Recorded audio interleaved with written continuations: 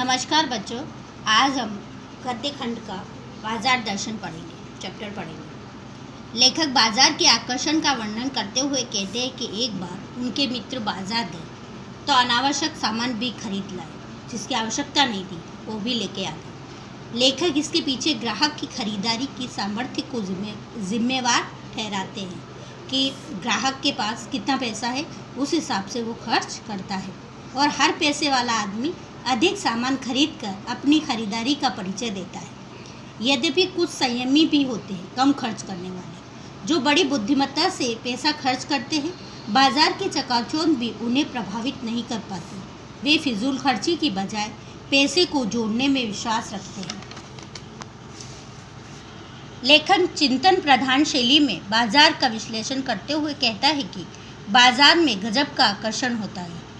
उसका मुख आमंत्रण जो बिना बोले, उसका मुख आमंत्रण सभी देखने वाले में चाह जगाता है और ग्राहक उसके आमंत्रण में उलझ जाता है।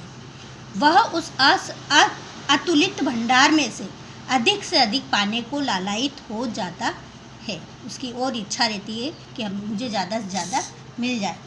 लेखक का एक और मित्र है जो बाजार जाकर भी खाली हाथ लौटता है।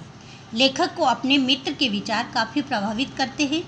उनका कहना है कि बाजार में ऐसा कुछ नहीं जिसे ना खरीदा जाए, हर चीज़ प्रभावित करती है, इसलिए मैं सब कुछ छोड़ आया। लेखक मित्र से सहमति प्रकट करते हैं और कहते हैं कि जब तक तृष्णा है, इच्छा है, तब तक कष्ट है। बाजार में एक जादू है और यह जादू मन से खाली हर व्यक्ति के सिर पर चढ़कर बोलता है। यद्यपि कुछ समय के लिए बाजार की चीज़ों की बहुतायत खरीदार को स्वाभिमान का गौरव प्रदान करती है, परंतु इससे वह दुगुना उसकी चपेट में आ जाएगा। लेखक बाजार के प्रभाव से बचने का एक उपाय बताते हैं कि हमें खाली मन बाजार में नहीं जाना चाहिए। हाँ, आवश्यक वस्तु लेने जाने की बात और है।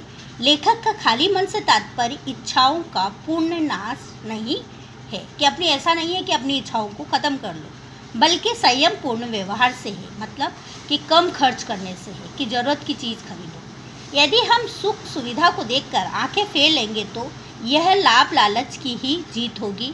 हमें हठपूर्वक लोभ का त्याग नहीं करना चाहिए। ऐसा करने से हमारा मन दुर्बल हो जाएगा। पूर्णता के प्रयास में मन को कष्ट देना उचित नहीं है। पूर्ण तो उस सृष्टि में मात्र परमात्मा है, भगवान ही संपूर्ण संतुष्ट है, बाकी मनुष्य नहीं। अतः हमें मन की भी सुननी चाहिए, लेकिन खुली छूट मन को भी नहीं दी जाए। लेखक अपने पड़ोस में रहने वाले एक चूरन वाले भगत जी के माध्यम से मन के आदर्श स्थिति का वर्णन करते हैं। भगत जी दिन भर मात्र 6 आने पैसे की कमाई करते थे। उन्होंने कभी भी अपने मन को मनमानी नहीं करने दी। यह कारण था कि उन्होंने अपने धंधे को व्यवसाय का रूप नहीं दिया और न ही कभी उस पर बाजार का जादू चल सका।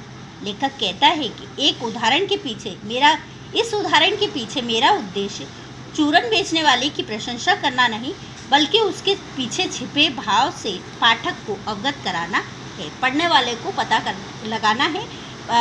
कराना है कि वो चूरन वाला क्या था, क्या उसकी सोच है। जितनी सद्भावना उस चूरन बेचने वाले ने बटोरी, उतनी शायद बड़े से बड़ा विद्वान भी न बटोर सके। लेखक के कहने का भाव यह है कि जिस प्रकार मन के अड़िग होने पर चूरन बेचने वाले भगत जी के समक्ष पैसा गिड़गिड़ाता था, बाजार का आकर्षण फीका पड़ जाता था, उसी प्रकार हर व्यक्ति को अपने मन पर संयम रखना चाहिए, मन पर कंट्रोल रखना चाहिए। पैसे की व्यंग शक्ति बड़ी प्रचंड होती है। पास में धूल उड़ाती मोटर गाड़ी गुजरी नहीं कि मन में व्यंग की लकीर कौंध जाती है, एकदम व्यक्ति चकित हो जाता है और हम अपने भाग्य को कोसने लग जाते हैं। एक और वो चूरन बेचने वाला बूढ़ा है जिस पर व्यंग शक्ति असरहीन है, और दूसरी ओर लालच की दृष्टि से हर वस्तु को देखने वाला मन। लेखक विचार करता है कि जहाँ तृष्णा है, जहाँ इच्छा है, पाने की चाह है, वहाँ व्यंग शक्ति भी प्रभावहीन कर देने वाला बल नहीं मिलेगा। यदि मनुष्य का मन वैभव की चाह में रम जाएगा तो उसका जड़त्व ही प्राप्त करना निश्चित है। जिस प्रकार चूरन वाले भगत जी बाजार में रहकर उसके आकर्षण से मुक्त रहते हैं, उसे देखकर लगता है कि जैसे बाजार की चकाचौंध उसे भौचक्का न रह जाने पर मजबूर नहीं करती। भांति भांति के माल से भरा चौक उसे पेशो पेश में नहीं डालता, कश्मकश में नहीं डालता। वे प्रसन्नता के साथ पूरे बाजार को आशीर्वाद देते हुए अपने काम की वस्तु खरीदने के लिए छोटी पंसारी की दुकान पर पहुंचते हैं। बाजार की सार्थकता भी इसी में है कि जो चीज़ की ज़रूरत हो वही खरीदें, कि हम केवल आवश्यकता की वस्तु ही वहाँ से खरीदें। खरीदारी की शक्ति ही बाजारूपन बढ़ाती है, सद्भावना कम करके छल कपट को बढ़ाती है। ऐसे में बाजार और ग्राहक के रिश्ते नहीं रह पाते, बल्कि वे एक दूसरे के शोषण पर उतारू हो जाते हैं। ऐसी बाजारू व्यवस्था शास्त्र ही मानवता विरोधी है। धन्यवाद।